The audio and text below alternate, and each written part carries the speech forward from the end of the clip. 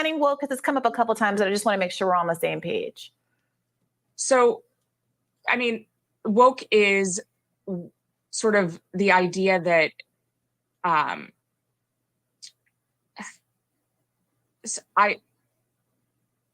this is going to be one of those moments that goes viral.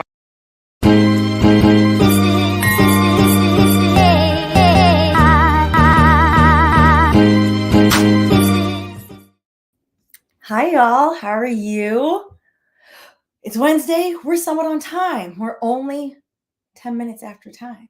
Welcome back to Wine and Chill. I'm Stephanie, your favorite recovering lawyer who also spent a quick stint as a diversity, equity, inclusion, and program manager in tech. After doing a lot of free DEI work over my nearly 10-year career in tech. So I have some thoughts on this. Also, it's dry January over here, but I hope someone is drinking some wine because I really would love some wine. Hey, Gigi. Hey, Sharon. Hey, Jace.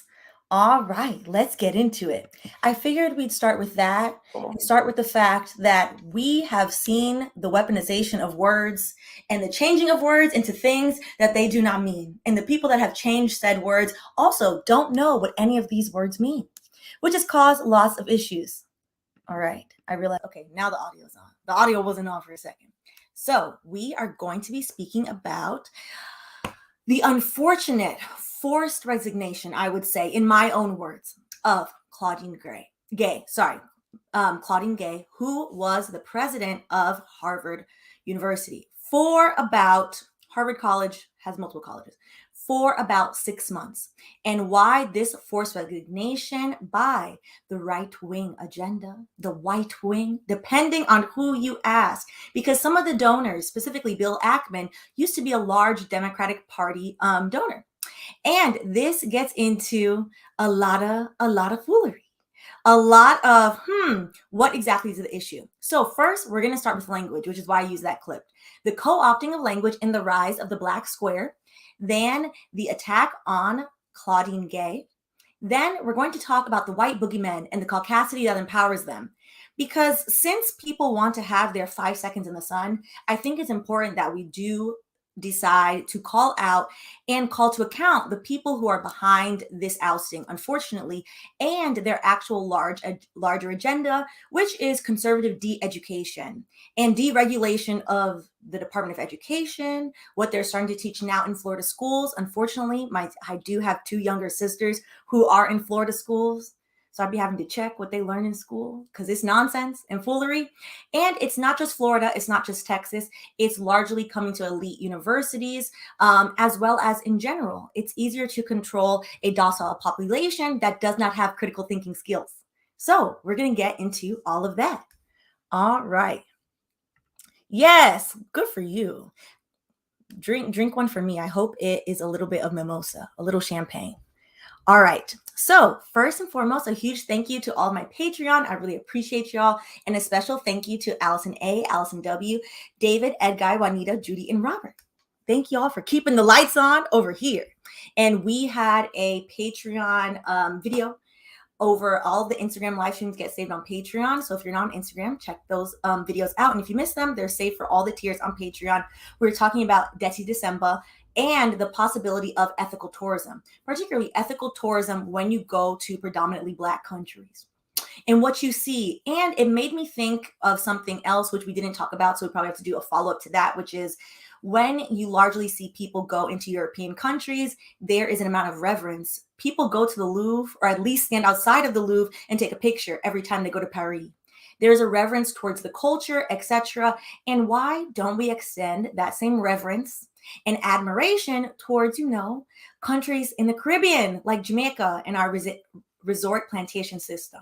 So we are going to have an additional conversation about that. All right. So first, starting with words matter and the co-opting of language. I have a serious question, which is, I don't think most people, particularly most conservatives, even know what the word equity means. We have taken diversity, equity, and inclusion, which I have been a big critic of DE&I initiatives, having worked on them tirelessly for so many years, because the proper funding has never been given to DE&I initiatives in the corporate space. Never, not once, very rarely. And I'm of the mindset that diversity, equity, inclusion as intended can't actually work without anti-racism work. What we have now seen is the words DE&I put together being co-opted by, I would say, right wing and people who, just throw their money whenever they feel like it when they don't get their way. Which, hold on, this camera, somebody pointed that out. It doesn't focus all the time. And it was doing such a great job. I don't know why. So if it's out of focus, hopefully it's back in focus now. And why those specific words, diversity, equity, inclusion, now have been co-opted from, the bare veneer of actual helpfulness to now what you are seeing is people attack the idea of any type of racial equity. Equity is helping a person or a group, giving them the tools needed so they are on an equal playing field with somebody else. So for example, as somebody who is, not too tall, even though in my mind I'm 6'7", I'm 5'2.5". I'm a bit short.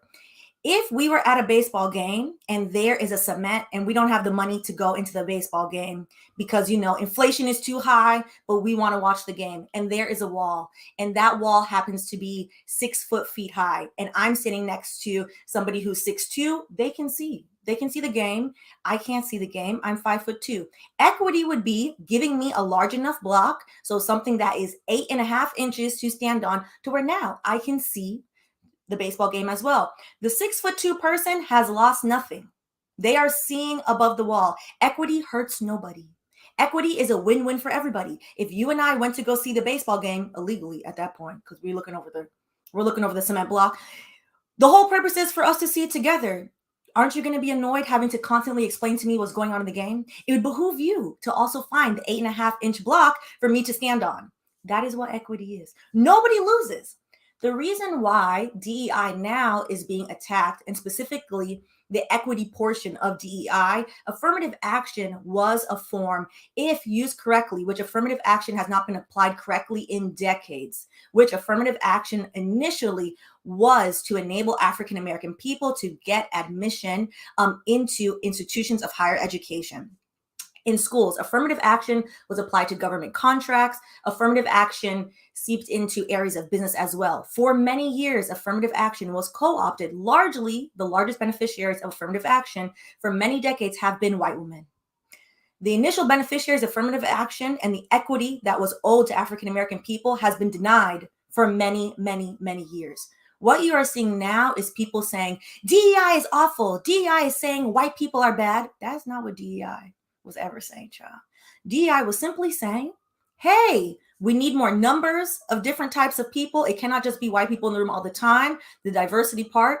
Equity, hello, all the short people would like a standing block to stand on. Nobody's losing from anything from that. And the inclusion, now that you have let these Negroes into this space, and now that they are a black face in a white space, you do have to treat them with a level of dignity and kindness. The inclusion part is not just forcing your Black employees every Black History Month, as corporate Erin had on her TikTok, to volunteer to do free labor and to smile in the corporate photo. That is not inclusion. That is not what they're attacking. They're attacking the idea that any type of owed equity to Black people is occurring. That is what is currently is being attacked, as well as the weaponization and the co-opting of the word woke. That, to be honest, is one of my personal sadnesses as somebody who for years as a kid was like, oh, when I get enough education and I'm smart enough, I too can be a woke Black woman. And now they have taken the word, made it into this joke of the day, and they don't even know how to explain the word. How are you going to teach a word, but you can't even give it your new definition that you don't even know what it is? It's mumbo jumbo. It's foolery now. It's sad. It's very, very sad. So with that, I think that foundation of what all these words actually mean before they were convoluted and before we were all bamboozled is helpful. Now, I have always said that I have been a huge critic, a huge critic of corporate DE&I, because corporate DE&I, first of all, has existed for many decades. It started with employee resources groups. I believe it's Xerox. I'm 99% sure Xerox was the first company, a tech company. Xerox famously used to be, they make other things now, as a printer company. Hold on. I was like, I look blurry. Okay. I have to play around with it. It was doing so well. It's one of the automatic ones. So either it catches me or it doesn't catch me. Xerox, one of the Black employees, was like, hey, we need an employee resource group primarily targeted at giving the proper resources to Black employees. This occurred, I'm not going to get the decade right because I don't remember right now, before the 90s. Before the 90s, this occurred. And slowly you start to see corporate DE&I initiatives. The influx of DE&I and the whole, I would say, more so external growth you saw, unfortunately, with the murder of George Floyd in 2020 and people having to witness a lynching, then you had people finally like, oh, damn, well, we can't ignore this. We have to say something. And collectively, you saw collective whiteness ordering books such as White Fragility, How to Be an Anti-Racist, etc. And statistically, not even going to the bookstore to pick up said books. I have a bone to pick with y'all about that. Some people, yes, did read the books. And again, if it doesn't apply, let it fly. But for overwhelmingly, for the large part, people finally felt bad of like, oh, you know what? That's trifling. We're trifling. This is trifling. A collective of, well, I'm at work and I'm a decent person and I want to treat all of these other Black people with some decency, or at least I want to appear that I'm doing it, and a championing of diversity, equity, and inclusion initiatives in the corporate workplace. Emphasis on the corporate workplace, not in the blue collar workplace, not in the corporate workplace, a veneer of progress. That veneer of progress was then met with many, I would say, mostly well-meaning, some nefarious, mostly well-meaning young professional Black people in the corporate workplace saying, hey, I've been doing this DEI work for y'all for free for years. I see you have a new position. I'll happily take it. I was one. To then you saw the 3C Brigade. I cannot erase the fact that I started to notice a lot of the DEI managers, we all looked very similar. I was like, oh, Lord. Here we go with the tokenism and the colorism coming into play. And why are we all a certain shade of approachable Black? Interesting. And then realizing when we try to actually enforce or encourage anti-racism practices in the workplace, you got a resounding no. You got a very loud no. You got a We want to focus on the diversity, but not really. We're not going to really give you budget to actually go and recruit more Black people, more Latinos. We're not going to give you, what I want you to do is once a month, every month, throw a happy hour and round everybody up for that picture. That's what I want you to do. And those departments were largely underfunded. They set many Black women up to fail, to then be this very uncomfortable scapegoat and be responsible not only to most likely your white woman boss, because most of these departments were actually run by white women, but also be responsible to the Black community at work who were rightfully disgruntled. Like, girl, what is you doing? My job has not gotten better. If anything, now my boss is asking me uncomfortable conversations that they should simply go and do some research and read about. Yes. Foolishness occurred. It did not help anybody. Simultaneously, one of the things to point out, that's corporate DEI. DEI as implemented in schools is a completely different thing. You did see some progress in certain schools where administrators in terms of admissions were given a little bit more budget to recruit more students. You are seeing the largest educated demographic in the United States for, I believe, the past 2 or 3 years is Black women. Certain places, when actually given the budget, the funding, when actually empowering the people that worked in these departments, when coming at it from an anti-racist angle, it did work. What is going on right now is the overhaul of everything, of the corporate veneer, of the actual education, and the attacking of Black history. CRT, critical race theory, which we have talked about, which is a graduate level course. It is not even a required course in law school. It was started by Kimberly. The theory was coined by Kimberly Crenshaw, who is a lawyer. Even in law school, I took a few CRT focused courses. Those courses are not requirements. You have to actually sign up for them. They're electives. CRT and that theory has been co-opted. Somehow we're teaching the 5-year-olds about how race, that has never occurred. Our school systems have been questionable at best for many, many years. You have been seeing things that actually should have worked And now just even the idea of progress, I guess, has gotten on conservatives' nerves. And so they are attacking all of this, including Claudine Gay. All right, let us continue. So before, actually, you know what? Let's go. I'm going to try. Okay, we'll go through Claudine Gay and then I'll go through the comments. And then we'll intersperse them a little bit. Yes, because all those children is left behind. Critical thinking.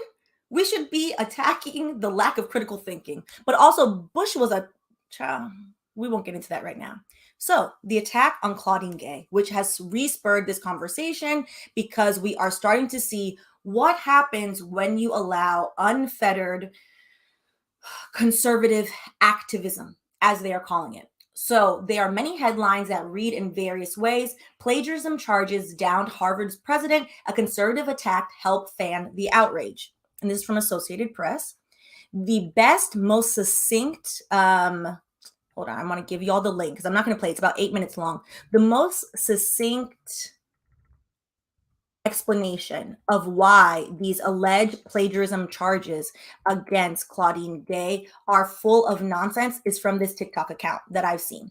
This is about 8 minutes long. I put the TikTok, I'm looking at y'all's comments.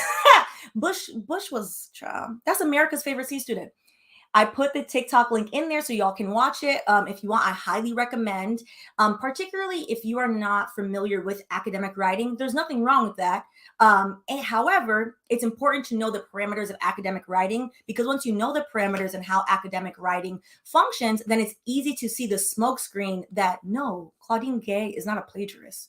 That is foolishness. To attack that woman's lifelong work is wild. It also should be noted, and this is a separate note, that she is very moderate in her politic.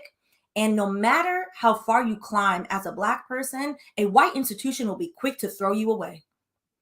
And that is unfortunately a sad, scary lesson. So this TikTok by Travis with many, many S's goes on to explain why the Claudine Gay plagiarism accusations are foolishness, nonsense, and malarkey.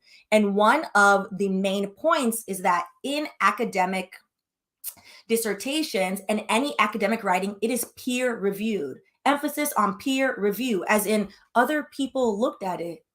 If you write something, you don't write something in an academic setting in a silo. You have to show it to other people for them to be like, yeah, I agree with this. Actually need to change this, that, and the next. Before we even get into PhD level academic writing, if we're looking at JD, it's your Juris Doctor, for law school, if you write on the law review or any type of law review in law school, they review everything. Even your legal writing is a required course in law school, legal research and writing. You have to do it 1L year. Your professor reviews everything and goes back and forth with you. There are multiple drafts. It is, I would say, hard, if not impossible, to plagiarize, because they would catch it in the first draft and be like, what is this? What is this? The citation is incorrect. You need to fix this. Or you know what? The way you wrote that is inherently a bit different. You can only say the sky is blue so many different ways. The sky is blue. The sky is a shade of turquoise blue. It's the same thing. You can only change certain things finite amount of ways. So with that, a few of the comments, we're going the wrong way. A few of the comments I thought really highlighted the point of academic writing, in that these specific people who allege that Claudine Gay was plagiarizing pulled up her 1997 thesis, that is almost 30 years ago, to state, you know what? These citations are improper. These are people, some of whom lack an academic background and who know that it's, or if they had the academic background, they know the entire argument is disingenuous. However, they put forth a disingenuous argument because the average person, for either that it's super expensive or doesn't have any interest in academic writing, it's a bit dry, to be honest, as somebody who has to read it often, does not know the parameters of academic writing. So in some of these comments in that TikTok, someone stated, my thesis advisor, context advisor, and peer reader, mind you, that's 3 different people, read every chapter line by line. My thesis advisor also had me to rewrite chapter 5 and 6. My editor, who was also a PhD, read and edited every single page. As in, Harvard knew what was in this thesis. She has been at Harvard, again, since 1997. multiple decades, we're talking 30 years, there is not plagiarism in the sense of what the average person thinks of as plagiarism in there. Someone then stated as well, my doctoral thesis advisor went through my drafts line by line multiple times before my thesis defense. You have to defend your thesis, so people ask you questions to pick it apart. Socratic method, which is related, and what they use in law school, child, that's not fun. I do not miss that. These claims would be laughable if they weren't being weaponized by people who don't know what they're talking about, but who have an axe to grind. I would like to submit, I think the people who are stating that she's plagiarizing, I think they're purposely weaponizing the fact that the average person doesn't know anything about academic writing, and that the average conservative just likes to be disgruntled and angry with Black women. So then somebody then thought they asked a gotcha question. Patrick, so why is she requesting corrections to her own paper? To which this person very kindly and astutely wrote back, I assume because she has academic integrity and in the midst of controversy, she wants to be as transparent as possible for people outside of academia. To know, because I keep receipts of things, Patrick didn't respond after that because Patrick is an ugly troll. Freddie Mercury then, somebody else also commented, the thesis advisor read and signed off on the thesis. If they had a problem with not being properly cited, they would have corrected it. Because mind you, the person that she's allegedly plagiarizing is her thesis advisor, who then went on to be her co-professor, taught classes with her, and is likely her dear friend. In fact, the thesis advisor wants to be quoted by the student. So just to put that out there, that this is a load of malarkey of the highest form. And unfortunately, because conservatives have for the past, I would say since 2021, very loudly been attacking education across the United States, this has been going on a bit longer than that. For example, affirmative action, Edward Blum, who is the architect of taking down affirmative action, his goddaughter is Abby with the bad grades. That is who he decided to plaster her face everywhere in the United States, make her the named plaintiff of her original case against the University of Texas, claiming that she did not get into the school because it was reverse racism. Then it came out that unfortunately, poor Abigail did not have the grades. He embarrassed his own goddaughter to push forth an agenda because he did not care. This is the type of people that we are dealing with. They got too much energy and a level of personal vitriol in them that is not going to be stopped unless people also match them with that same energy. One of the things noted, because I know people largely are like, well, why did she resign? If I didn't do anything wrong, I would stay there and I don't care what happened. This is her alma mater. This is, you know, as somebody who's quick to quit a job, I understand where that is coming from. However, for someone to pour their entire life's work into 30 years into an institution, and to have an institution, for what it's worth, Harvard did stand up for her in the beginning, and then clearly by the end was like, girl, sorry about you. Sorry to you. I cannot help you any longer. She wrote this in her resignation. We won't read the entire thing. I'll just read a little bit. It is a singular honor to be a member of this university, which has been my home and my inspiration for most of my professional career. She's been there for so many years. My deepest sense of connection to Harvard and its people has made it all the more painful to witness the tensions and divisions that have riven our community in recent months. And then let's skip a little bit. Amidst all of this, it has been distressing to have doubt cast on my commitment to confronting hate and to upholding scholarly rigor, two bedrock values that are fundamental to who I am, and frightening to be subjected to personal attacks and threats fueled by racial animus. She received death threats. She had people calling her an anti-Semite, all because she followed the script that the legal and PR team gave her. When you are the face of a company, you have to read what legal gives you. As somebody who is still a barred lawyer, who doesn't really love to practice, who doesn't really practice too much, I have formerly had to be like, why did you do that? Let me write this for you. And then work with the PR team to be like, okay, is this, friendly-ish enough? And yeah, you best believe they read what I wrote. Because that's how it works. When you are a corporation, you are not your own person. The statements she made were legally defensible. Were they morally right? No. They were legally defensible because that is what the large, well-paid legal team at Harvard told her to say. And for people now to be like, well, you didn't do anything wrong. You are not a plagiarist. Why don't you stand there and stick it to them? My very kind feedback is a lot of people don't even stick up for themselves at work to even whisper anything about dissent to HR.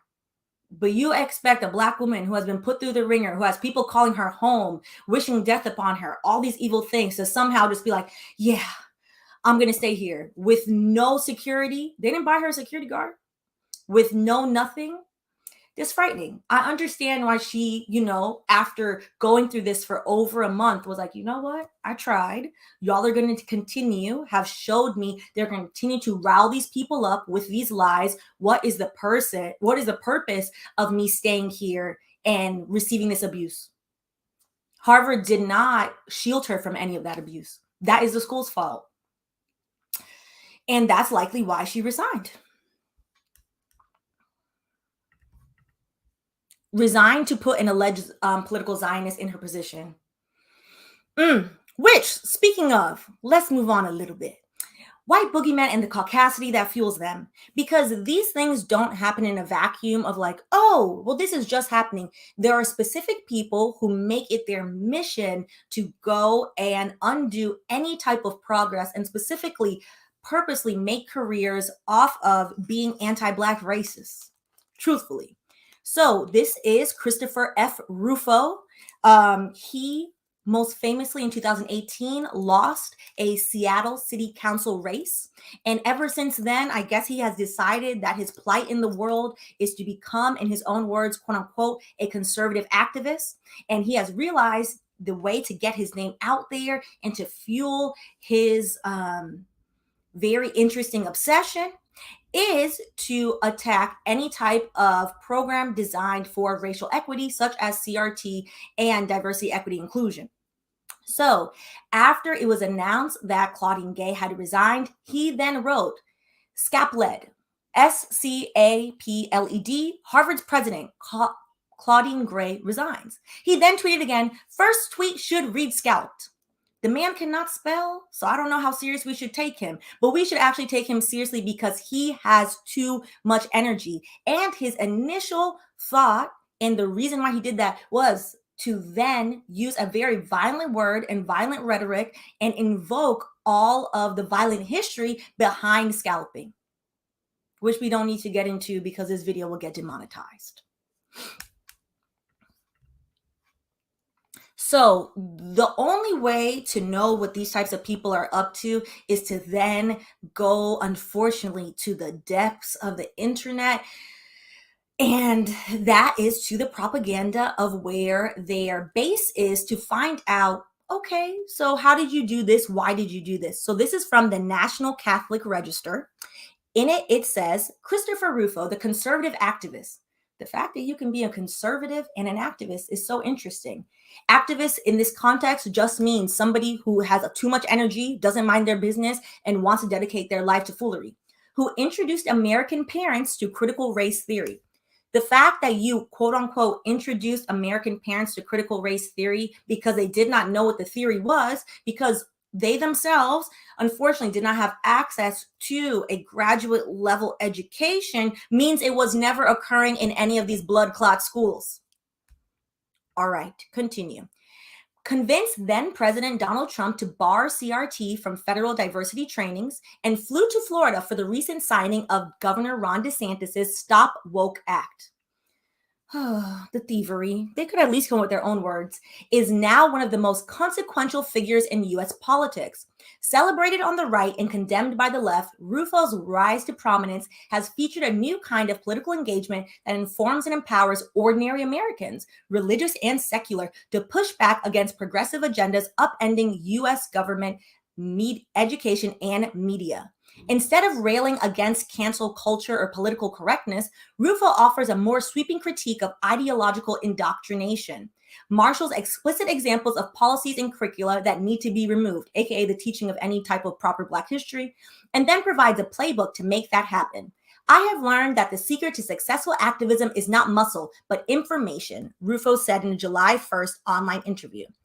The fact that people really think that this man is mobilizing them to fight back against progressiveness, when progressiveness is literally the only thing keeping them from going to work in a factory that does not have any actual labor protection or labor laws. Oh, Lord. He also went to Georgetown, by the way. I think it's always very interesting that a lot of these people that rile up working class poor people are not working class poor people. They're rich people. They're rich people who most have gone to Ivy League or very esteemed institutions of higher education. They have been disgruntled because they have failed in their desired position. You couldn't even get city council, but now we're over here. So they have decided, because of their hubris, they are just going to dedicate their life to doing the wrong thing. And they get large followings because we do have a caste system in the US. And if you can't give a impoverished white person equality and the equity to be like, you know what, you're in a rural school, we should give extra funding to this rural school. At least with this, you can give them somebody to step on, which is Black and brown people. The man who can discover, according to Rufo, shape and distribute information has an enormous amount of power. The currency in our postmodern knowledge regime is language, fact, image, and emotion. Learning how to wield these is the whole game. He described in one sentence how to use propaganda against people who don't realize that they're being propagandized. Because what is the average American gaining from his campaign against diversity, equity, and inclusion? Nothing. It's not making inflation go down. It's not ensuring that their kid gets into school. It's not ensuring that they have the critical knowledge to know that their taxpayer money is being used to fund literal, how far are we into this? I'd probably say literal genocide. It's not doing any of that. Politico also sat down with Chris Rufo to ask him, hey, how did you do this? How did you accomplish this? And this article, while a very irritating read, is a good read in seeing that the only way to combat these people is to have the same energy and the same level of organizing to actually do the right thing. And again, eradicating racism, in tandem, you would also have to eradicate capitalism.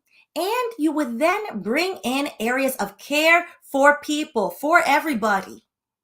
It benefits everybody to eradicate racism, contrary to popular belief. So these were his 3 points of leverage. First, there was the narrative leverage. So this is the propaganda. And this was done primarily by me, Christopher Brunette, and Aaron Siberium. Second was the financial leverage. All you got to do is get a billionaire, which was led by Bill Ackman and other Harvard donors. Bill Ackman, most famously, and I find it really interesting, a lot of the, I would say, like more liberal media outlets are like, Bill Ackman used to be a Democrat. Bill Ackman used to give money to Democrats. I'm like, that's because y'all do similar trifling things. Like, what? Interesting. And finally, there was the political leverage, which was really led by Congresswoman Elise Stefanik's masterful performance. I think the use of performance is very interesting, with Claudine Gay at her hearings. And it is a performance because Stefanik, she is not a well-versed person to be doing any of this. And the only reason why she did it is because, look, now you're working with a billionaire who will fund your continued re-election over and over again because we do not have term limits, and we should. When you put those 3 elements together, narrative, financial, and political pressure, and you squeeze hard enough, and you see the results we got today, which was the resignation of America's most powerful academic leader. I think that the results speak for itself. And I think largely it's important to see that this is a concerted effort. And without any mobilized pushback against this concerted effort, we are going to keep having to continue to be in a defensive position against these type of people.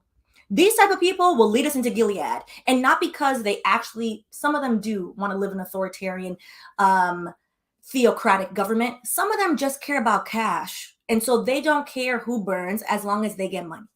And that is very dangerous. To everybody, truthfully. So one of the people named, and so this was the financial backing, was Bill Ackman.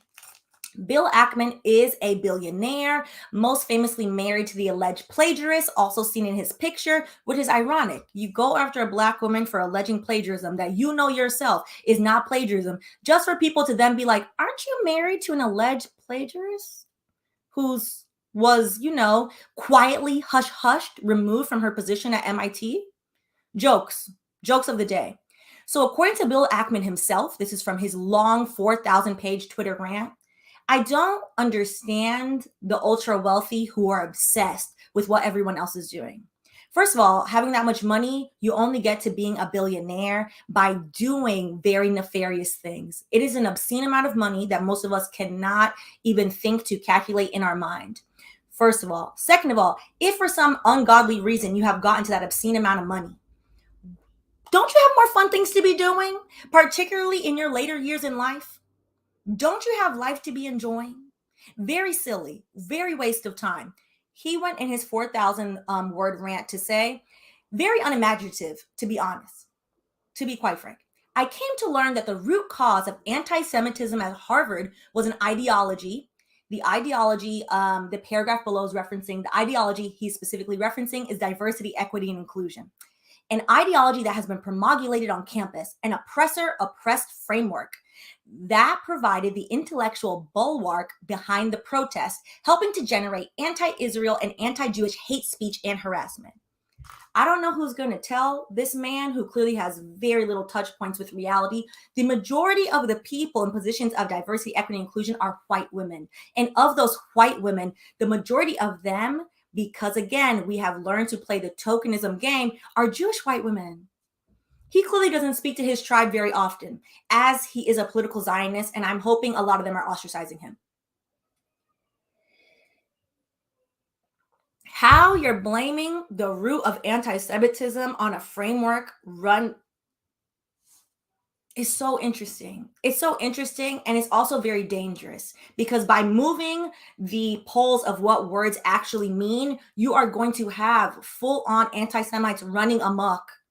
Speaking of Elon Musk, who now political Zionists are embracing, Elon Musk has made many anti-Semitic comments, is a dangerous person. They had somebody who literally has words similar to the Grand Wizard of the Klan at the pro-Israel rally. It couldn't be me. It couldn't be me. That's crazy. Now, a lot of people have speculated that Bill Ackman's clash with Harvard is not really over Claudine Gay. This would have happened, to be honest, regardless of who was in her position. The veritable and the joy that people went after her, though, is specifically because of misogynoir. People were excited to go after a Black woman. People were very, very, very, very excited about that. They would have gone after anybody, but not with that level of jovialness. A lot of people, particularly the New York Times, they have stated and alluded to Bill Ackman's real gear to grind is not with what is currently going on with Harvard, but is the fact that Harvard doesn't really like him as a donor, and that Harvard, in their kind of disdain over the billionaire alumnus, a few years ago sold off $10 million worth of stocks that he donated to the school. So this is from Bill, Business Insider. So specifically, when he gave the $10 million worth of stock, Ackman said that he and Harvard came to an agreement. If the stock ended up being worth more than $15 million, these were private equity stocks of a tech company that hadn't gone public yet. Worth more than $15 million once the company went public, he had the right to allocate the extra money to an initiative of his choosing at the university, aka lots of control. If the stock was worth less, he promised to make up the difference with another donation. So a few years later, unbeknownst to him, they went and sold the stock. And they didn't tell him that they sold the stock. He said nobody at Harvard ever contacted him to tell him that they had sold the shares and never gave him the chance to buy back. Ackman said he never received an apology. So he seemed a little disgruntled. Harvard missed out on a $75 million of potential gains, and I lost the opportunity to allocate $70 million of those gains to the Harvard-related initiative of my choice, Ackman wrote. One of the interesting things about elite universities, they have these oversized endowments. These endowments, some of them are almost hundreds of billions of dollars. Actually, let's look it up live. What is Harvard's endowment? Because I don't know off the top of my head. Harvard endowment. Let's see. It is currently $49.444 billion as of June 30th, 2022, according to the fund management company. Shit ton of money. The whole purpose of these endowments allegedly is to keep the school running, to fund research, to do various things. However, one of the things that the endowment does not do is take care of students. And I mean that in a very specific way. During the pandemic, unfortunately, the international students, as well as poor students who didn't have any family, got stranded on Harvard campus.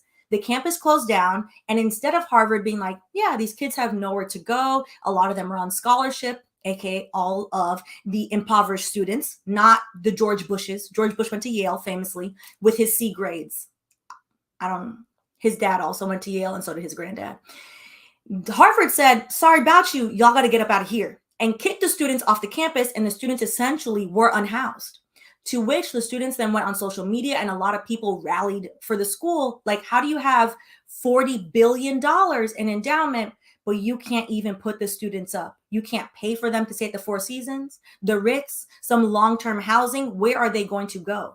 To which Harvard was then shamed and eventually, allegedly, got them, a little raggedy housing. Harvard don't care to use their endowment on Black or brown students, rarely. Harvard doesn't care to, actually use the endowment to make the school more affordable, because it is, I would say, like, kind of a trophy. Like, look at all this money we have. We want to have the largest endowment, and we'll use it occasionally. And this is going to come up in a second. One of the things about elite institutions is they do rely largely, regardless of that very large astronomical endowment, on donations from alumni. However, just because you take all money isn't good money. They clearly did not want to receive $70 million, which is what the stock was then worth once the company went public, from Bill Ackman, because then he would have had a large say into the initiative, what they had to do with the money. Clearly, the Harvard Fund Management Company, because there's a management company that's managing this, was like, we talked to the board, we talked to the trustees, and no, we do not want to be beholden to you. And they sold it off. So a lot of media outlets have then reported, like, he's doing all this because he's mad. He's mad that he can't control his alma mater because he's a billionaire and he's a megalomaniac, and he's upset. To which he has responded, no, I'm not upset. I've never been upset. I don't have an axe to grind. Sounding very upset. And this ties into a larger movement by conservatives, which is de-education on top of deregulation. So this you may have heard, which was a few months ago, which is Ron DeSantis, who's unfortunately the governor of Florida, passed a law to change the Florida curriculum, which it will now teach students. It went into effect last year to teach students that Black people benefited from slavery because it taught useful skills. Yes. He's forcing the children to learn a lie, which is that Black people learned useful skills from slavery. In that picture next to him is Manny Diaz Jr., who's the Florida Education Commissioner, who also should be ashamed. It should be noted, because it's not said loudly enough by enough people. Slavery, chattel slavery in the US, in the Caribbean, and in South America, largely people were stolen from West and Central Africa because they were skilled. Gullah Geechee people that live in South Carolina descended from West Africans who were rice farmers. They specifically stole those people and was like, yeah, we're white. What do we know about rice? Nothing. But y'all do. Here you go. Go do the rice. Nobody learned nothing. Nothing was learned. Nothing was learned from being enslaved. The fact that he wants to teach this lie is and honestly shows a level of vindictive anti-Blackness that I think we just haven't seen in so long that it's alarming. And when things happen in Florida, people are often like, oh, Florida, just cut it off, let it be. It's not just Florida. Florida is the beginning of it.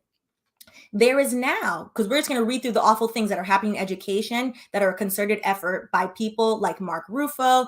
Bill Ackman is lending his money to it now, so that's what his legacy will be. There is now, according to Atlantic, and I was reading through the bill as well earlier today, a new threat to diversity at elite colleges. All eyes have been on the end of affirmative action, but an emerging bipartisan bill would bar wealthy colleges from accepting federal student loans with major consequences. So specifically, that bill, which is currently being reviewed, it expands the Pell Grant program, which a Pell Grant you get based on financial need.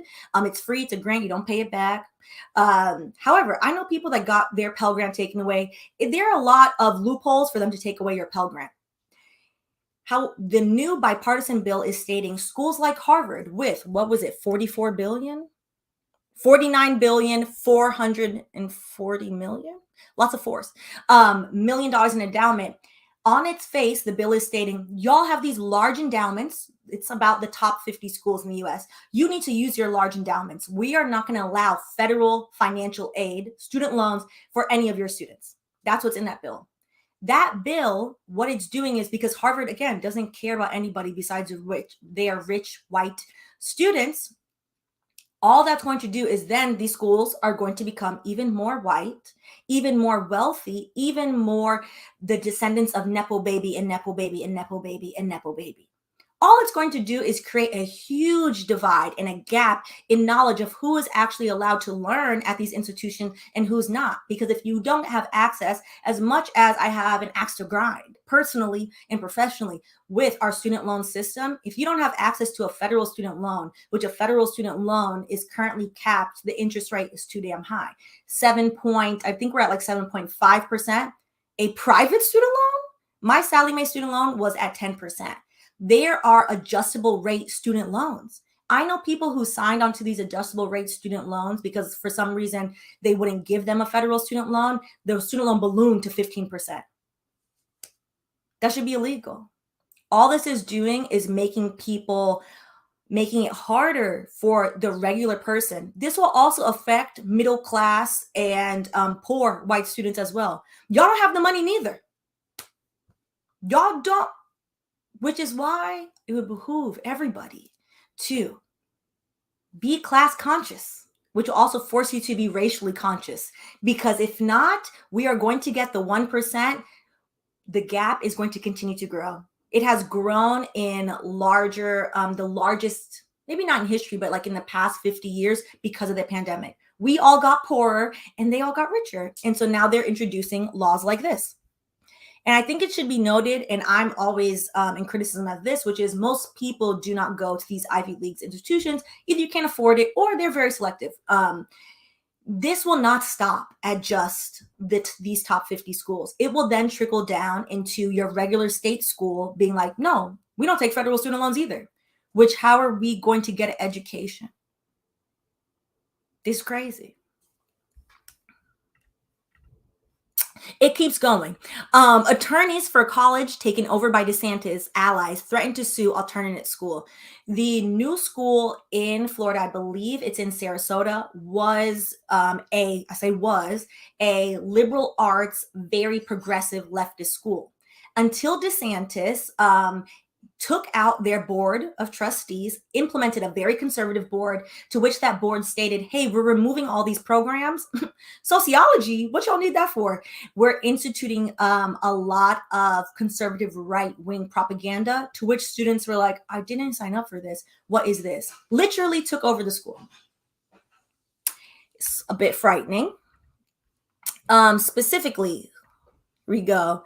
Attorneys for New School is the high school. I think, is New School the high school in Miami? New College. New College of Florida, the traditionally progressive public liberal arts college that was taken over by allies of Governor Ron DeSantis as part of the war on woke. Oh, stress.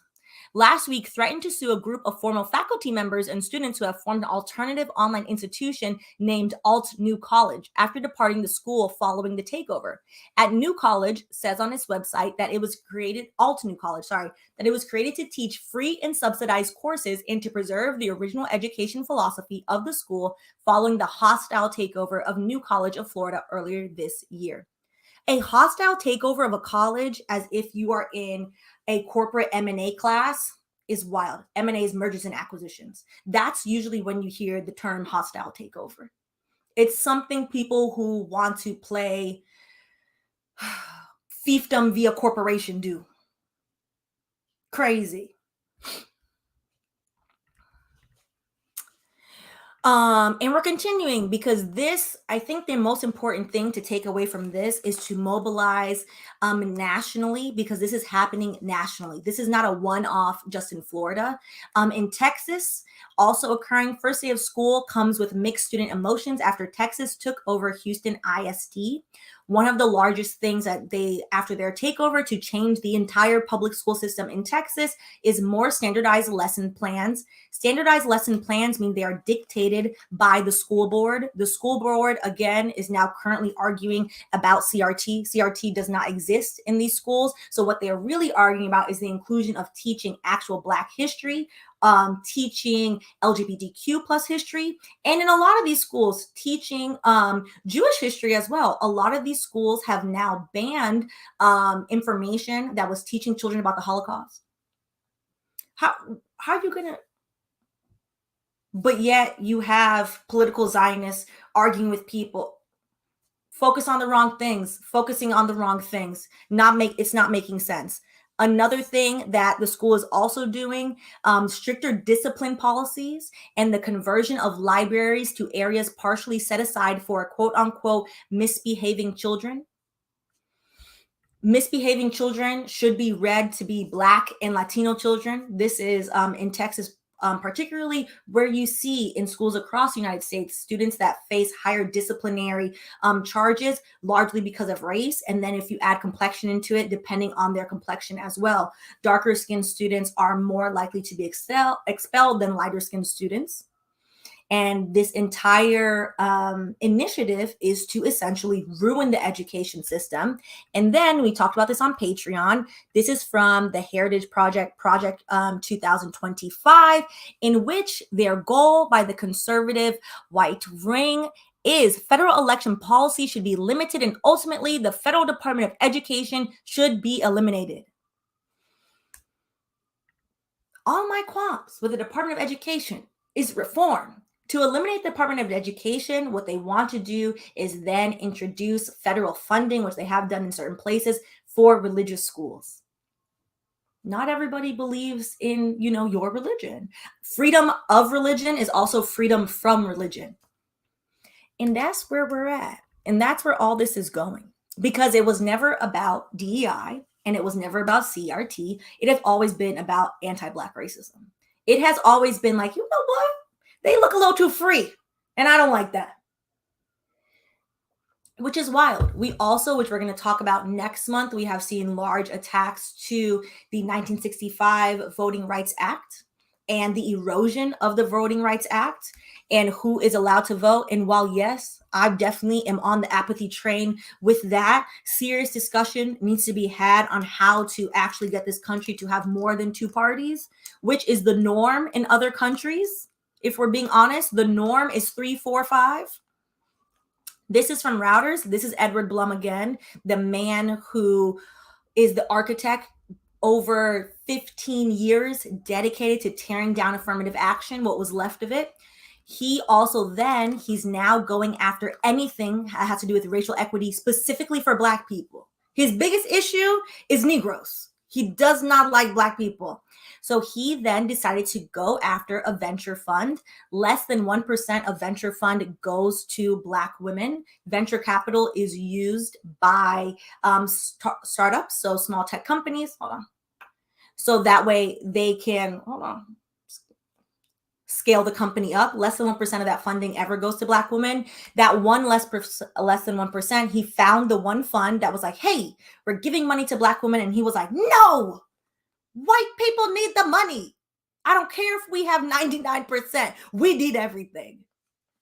To which a U.S. judge refused to block the venture capital fund's grants for Black women. That is not going to stop Edward Blum. Edward Blum is going to keep going at it until he picks a judge and finds a judge that will be like, you know what, you're right.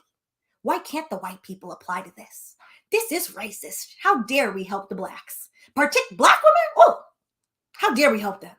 And that's what he's going to keep doing until he, exits this place. which is wild. And the only way, again, to combat that is to fight back against the apathy of like, oh, we can't change anything, nothing can change. Things can change. It takes a concerted effort and a consistent concerted effort to be like, you know what, I'm going to do this little bit, this today, tomorrow I'm going to do a medium bit, maybe next week I'm going to do a large bit, and then back to a small bit every single day to take, why is the camera playing with me? To take a breather and to keep going, because these people might as well be on. These people remind me of people I knew who were not prescribed, who were never going to be prescribed, did not need it, but took Ritalin to just stay awake and to, like, you know, be hyper.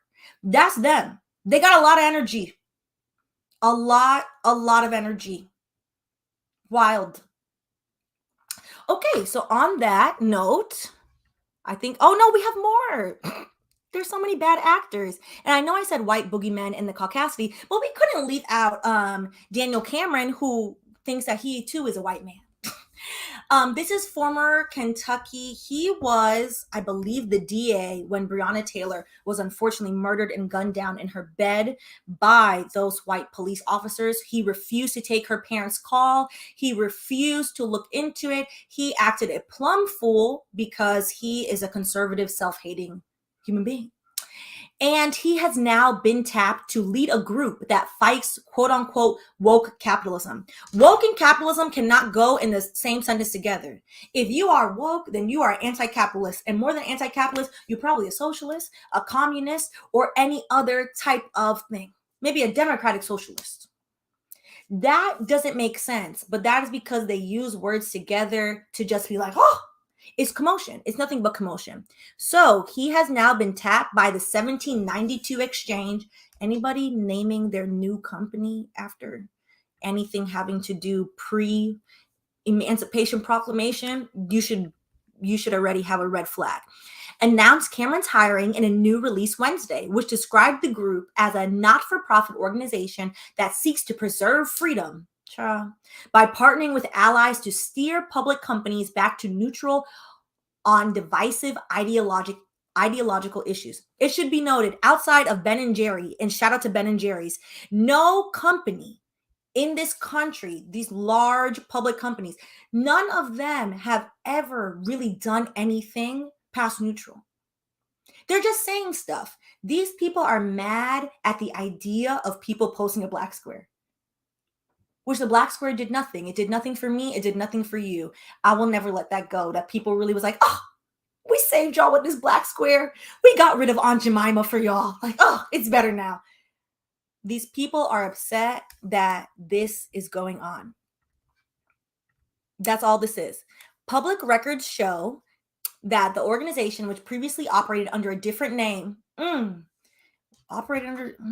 had a rebrand. I wonder if there's a little impropriety there.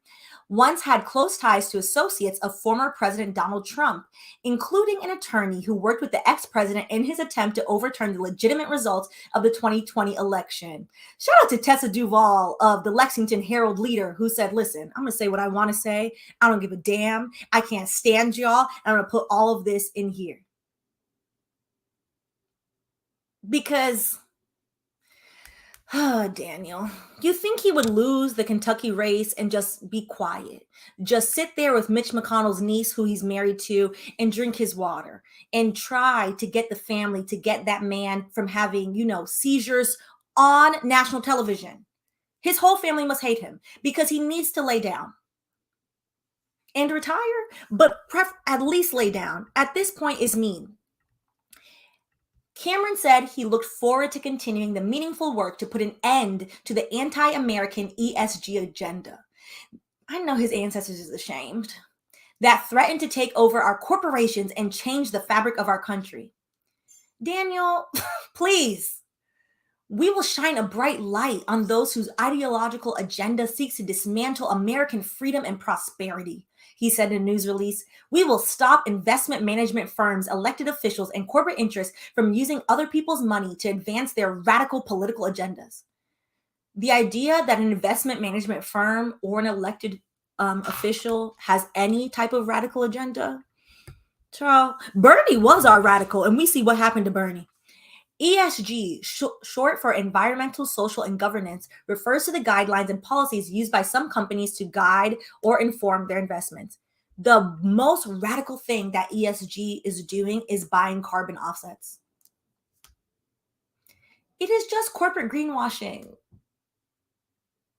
And this is just to dedicate your life to coonery and buffoonery is just a special level of foolery. It's really, really wild. And I think now we're done with the book. Yeah, okay, he was the last one. So let's get through some comments and I'll let y'all go. So ESG is also tied into DEI at some companies. So ESG is basically anytime you hear sustainability, it's like a buzzword. Anytime you hear sustainability at a corporation, it's like, hey, we're trying to make sure, we don't kill the earth with all of our server farms. So instead of having less server farms, we're just going to buy carbon offsets. It's more levels of corporate jargon so people can feel like they're doing better and they're not actually harming other people. All right. So let us go. If you just tuned in, I'm going to put the agenda over here. I'll go back in and put the timestamps later. I don't want to play her again. So here's the agenda. So that way you can kind of gauge where you want to watch. And then we're going to go through some comments. I meant to pause and I didn't and go through the comments. See, the only problem with doing it at the end is I don't remember what goes where. All right, I think I was reading those because we talked a little about Bush. Mess.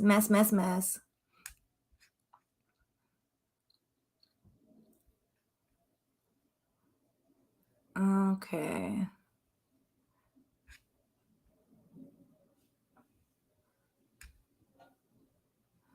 This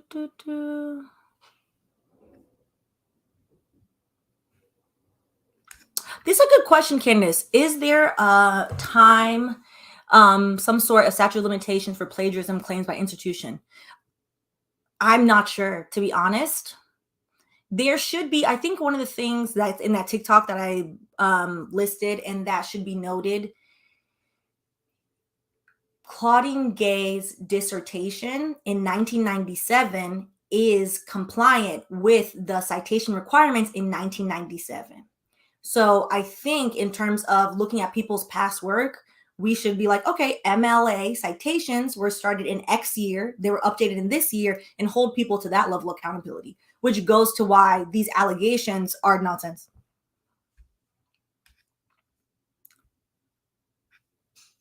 All right. Let's scroll to the new ones because you know what? I don't remember what the hell we were saying. Well, I do, but I don't know where it correlates. Exactly. Teaching history equals making white folks feel bad. And honestly, my pushback against this is nobody should learn about slavery and be like, oh, I feel joyous. It's depressing. It should hurt your spirit. It's awful, regardless of what race you are. You should see what's going on currently over there across the pond and be like, this is awful. Human beings shouldn't treat each other that way. It is okay if you feel a way. I would be concerned if you read that and you didn't feel a way. That's all right.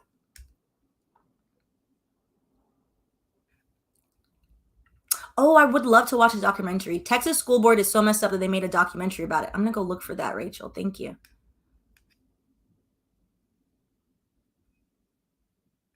This is a great point. Lavande sounds the Texas rule, which states students that are misbehaving are going to get it put into either certain sections of the library or completely transforming. It seems like transforming some of the libraries into like a detention center, which is wild.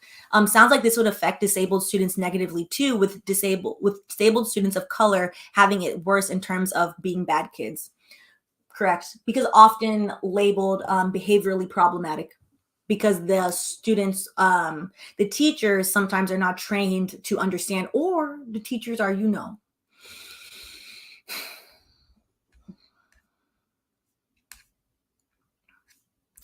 All right. Yes, Angela, in regard to Daniel Cameron, all skin folk ain't kinfolk. I don't know, that man and that hairline, dishonor on him, dishonor on his whole dishonor.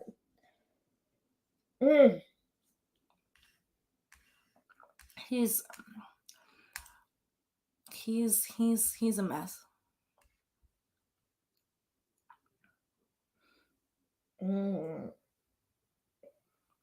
On that note, I appreciate y'all. I kept y'all to an hour. I had 40 minutes in my head, but I didn't realize. I was like, oh yeah, we had a lot to discuss. So I have on Instagram a little question sticker up for any suggestions. So if you have any suggestion topics, you can just drop that in there. I'll try on Wednesdays to make sure I put that up. Easier on Instagram. You can always leave them in the comments too. When the comments go left, I close the computer. Truthfully, I monitor them for like a day, but you know, the trolls like to pop up. The trolls think that somehow that we're going to have conversation. And I'm like, talk to you. Why? They're dedicated to foolery. So I do try to, the first day, so that way we can have comments, we can have conversation, and, you know, always open to differing opinions that are sensible and based in sensibility. All right. So, the Instagram is wine and chill. Everything is wine and chill. Keeping it simple for y'all. So yeah. I'm trying to think. We're going to do a Patreon live stream tomorrow too. Patreon only live stream. I haven't figured out the topic because I was going to do this in 2 parts, but then today I was like, oh, you know what? We can actually get everything done in 1 part. So if you're on Patreon, let me know in our Discord what y'all would like to talk about tomorrow. And we'll do a Patreon live stream. And then, yeah, I appreciate y'all. If you haven't already, which I'm going to do better this year because last year I never say it. If you haven't already, put my YouTube voice on, go ahead and like, subscribe, and comment. Or if you didn't like it, you could press dislike. That's all right. Interact. And I hope you all have a wonderful evening or morning, depending on where you are. All right. I'll catch y'all later. Bye.